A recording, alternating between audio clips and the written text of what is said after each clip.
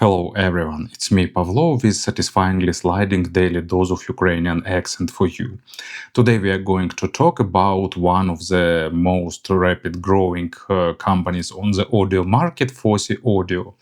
They appeared just a few years ago and quickly found the niche, creating really high value speaker amplifiers and decks. But later they started to expanding it, offering different products like headphones, streamers, gaming decks, turntables, and the CD player. And I was looking for a nice desktop CD player to use in my speaker setup. So of course I paid attention to Fosi Merak, their pretty recently released CD player I want to tell about today. Its price is about $140 and it's a really interesting device with a lot of features and nice set of inputs, outputs, convenient controls and many other great things. So let's check it out and let's have a closer look. Package is pretty normal. Fosi didn't want to make it some type of premium packaging because it's a pretty affordable gadget and you're getting outer sleeve with nice polygraphy and inner white box with foam paddings, and inside you get manual, device itself, remote control, probably the most useful thing besides the player itself, and the USB cable you'll need to power it. I'm 97% sure that Fosi built Merak as a desktop player. It has a build of desktop player, it has a nice size for a desktop player, probably it's the smallest desktop or stationary player you could want. Lid opens 90 degrees, which also makes a lot of sense. There is no magnets or something like that, so lid just holds by its own weight. Also, it has some nice features for the desktop device like remote control, but main boldest hint here is the fact that it doesn't have any built-in battery, and you can use it with some external power bank, but that would be a nonsense in my opinion. Overall, design is pretty simple and straightforward, but it looks kinda stylish. Build quality is nice, everything is really well made. Only one drawback, in my opinion, that they made bottom of plastic. And from the usability standpoint, it could make sense because you won't see bottom part, so why bother putting metal there? And I will say you, it's because of weight. It's a really lightweight device and it could have been a great plus for a portable CD player, but for the desktop device I'd prefer a bit of extra weight, and I'd happily paid extra $20 for a solid metal bottom. It has really nice rubber feet and they help with sliding, but still, for example, it has a pretty tight button, so you'll want to hold it with your finger when you're pressing these buttons. Otherwise, it can slide a little bit, but of course it will depend on the surface. Front panel has 6 buttons. They are small, but they are easy to distinguish. They are clicky and they are pleasant to press. So it's power on and input selection, output, play, tracks navigation, and the record or stop button. And also it has a headphone output. On the right side, it's a signature volume slider, which is a really cool element in my opinion, and I'd like to see sliders wider adapt in the audio world because it's really nice and tactile control element. And on the rear side, you can see, so power input, just plug any 5 volt charger and that's it. 12 volts trigger out, and that's a cool thing to have, especially in desktop or stationary setups. You can set it to activate your amplifier, for example. Optical out, having also coaxial would have been a nice plus, but we don't have it. Line out and USB host, it's necessary here because it has CD grabbing function. This function is kind of useless in my opinion, but because it works at in real time. So to grab 1 hour CD, you'll need 1 hour of time. But maybe it can be useful for someone.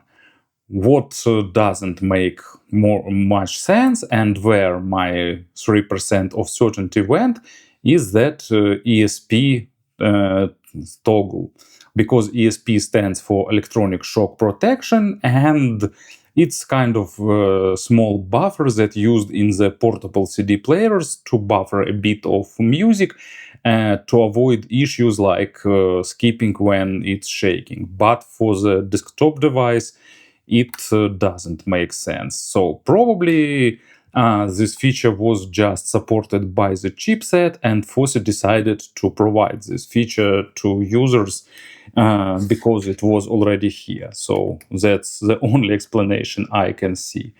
Let's plug the power and see how it's working. Nice open.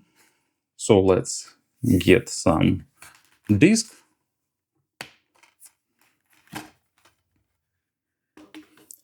Disk holder is plastic, but it's okay for this price segment.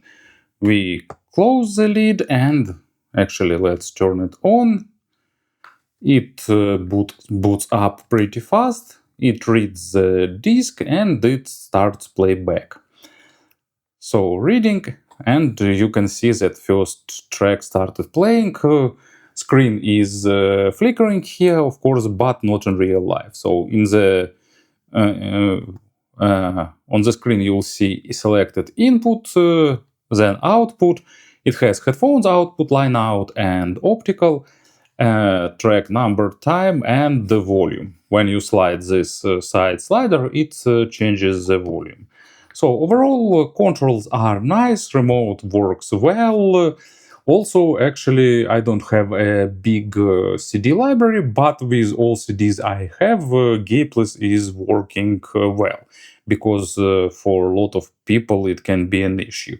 But of course, I can't guarantee this for sure. Sonically, Merak showcase Fosi typical approach to the sound signature. It's pretty natural with good technicalities, but at the same time not overly thin and not overly focused on the micro contrast, and because of that it doesn't sound too thin or too clinical. It has a good dynamics and emotion representation, but at the same time it doesn't try to highlight something in sound or to color it in any way. Let's talk about the headphone output first. Bass go pretty deep, it's well controlled with proper attacks and decays with nice resolution, but without attempts to make it super punching or to add extra weight or to do anything with it. So you're getting nice amount of small nuances, you're getting good texturing, and the rest is a matter of your headphones and the record itself. Actually, it's Black Star by David Bowie, and this album has a lot of good examples of bass, like first track Black Star, for example, has that introduction, and it delivers it really well. And mid frequencies are not trying to go into analytical side or to be overly warm or something like that. Because of that, you're getting all nuances, all details. What is present in the record will be played to you well. Imaginary stage is above average, it's not super huge, and it doesn't try to be holographic, but at the same time it's really nicely built with proper depth and width layering. And of course, it's a good tool to analyze different remasters and stuff like that. Also, Here, a lot of examples of mid frequencies, like on the Girl Loves Me, for example. Actually, Bowie vocal on this album is absolute masterpiece on every track, and it's a great emotional representation and performance.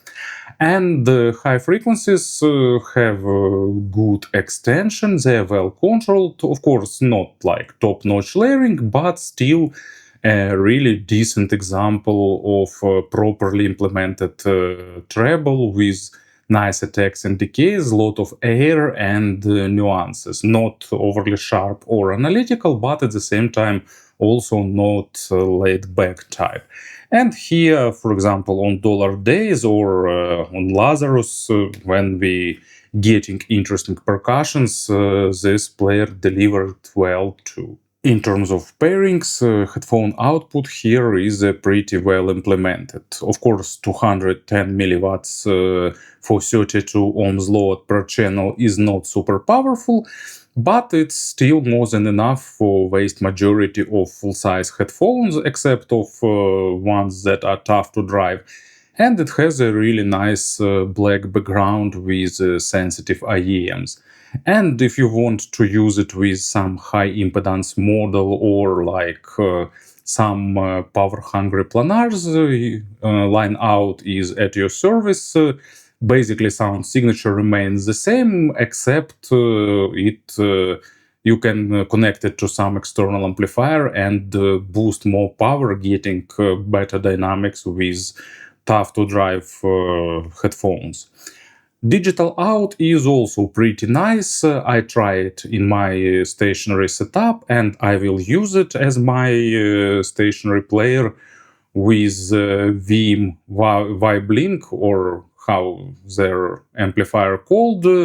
I used it and I'm getting really nice clean digital signal that fully shows exactly the character of amplifier itself without any coloration. So perfectly what we expect for the digital transport. In terms of compressions, in a pretty similar price range, maybe a bit higher, we have Fios DM13.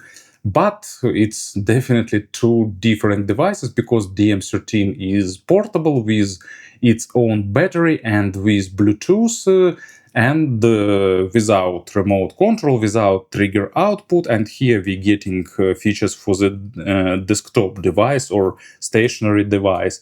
And that's their main difference. In terms of sound, the Fio is a bit more powerful, I mean in terms of sound representation. Also, it has more powerful amplifier, but it's noticeable only on tough to drive headphones. Fio is more about dynamics and emotions, it's slightly more highlighting them, while Fosi is slightly more on the natural and technical side of things, which also makes sense in my opinion if you use it as a transport with external deck or with amplifier. It just delivers pure audio, and then other elements of your audio setup do their things. Also, there are affordable devices by SMSL, if I remember correctly, PL100 and new PL20, but I didn't test them, and for me, their drawback is that they are slot loading devices. I'm not a big fan. For me, top loading is a better option, but of course, it's a matter of taste.